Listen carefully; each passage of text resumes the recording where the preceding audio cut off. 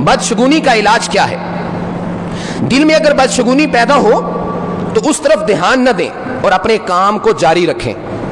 मसलन कोई काम करने लगे हैं, दिल में कोई वहम पैदा हो गया है, ऐसे कोई अजीब सा ख्याल आ गया है, हमने किसी चीज से बदशगुनी ले ली है, तो इसकी वजह से अपने काम से रुकना नहीं बल्कि अपने काम को जारी रखना है। और यह हदीस सही मुस्लिम में है, हदीस नंबर 537 में एक सहाबी रसूल पाक सल्लल्लाहु अलैहि वसल्लम की खिदमत में हाजिर होके उसने जाहिलियत के कुछ उमूर का तस्करा किया।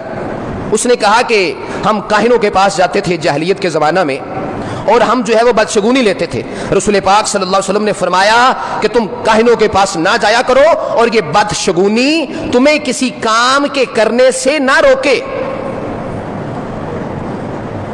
इसका क्या मतलब है, जब हमने किसी काम के करने का इरादा कर लिया है तो बदशगुनी और वहम अगर हमारे दिल में पैदा भी हो गया है तो काम से नहीं रुकना है। दूसरा इलाज,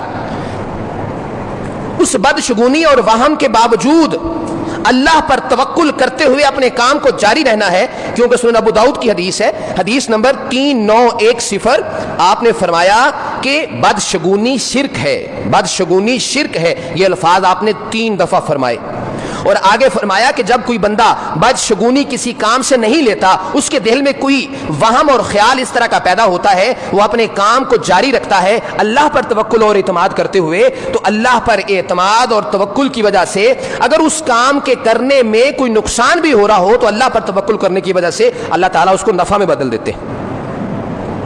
तीसरा इलाज और आखिरी इलाज क्या है, तीसरा इलाज ये है कि जब जो है वो बदशगुनी पैदा हो तो उस काम को अगर हम छोड़ देंगे, काम को छोड़ना उस बदशगुनी की वजह से, दिल में वहम पैदा होने की वजह से, ये शिर्क है।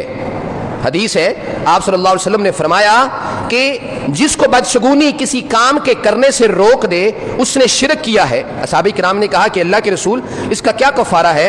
आपने फरमाया कि ये दुआ पढ़ लिया करो, अल्लाहुम्मा ला खैरा इल्ला खैरुक वला तैरा इल्ला तैरुक वला इलाहा गैरुक। ये दुआ पढ़ लिया करो और अपने काम को जारी रखा करो, यानी किसी बदशगुनी की वजह से, वहम की वजह से अपने काम से नहीं रुकना है। और ऐसे मौका पर यह दुआ भी पढ़ी जा सकती है, अल्लाहुम्मा ला यअती बिल हसनाती इल्ला अंता वला यदफउ सय्यिआती इल्ला अंता वला हौला वला कुव्वता इल्ला बिक। इस दुआ को भी ऐसे मौका पर पढ़ा जा सकता है। इसका तर्जुमा है कि ए अल्लाह, तेरे सिवा कोई भलाई नहीं लाता और तेरे सिवा कोई बुराई को दूर नहीं कर सकता, और तेरी मदद के बगैर ना हमें भलाई की ताकत है और ना हमें बुराई से बचने की हिम्मत है।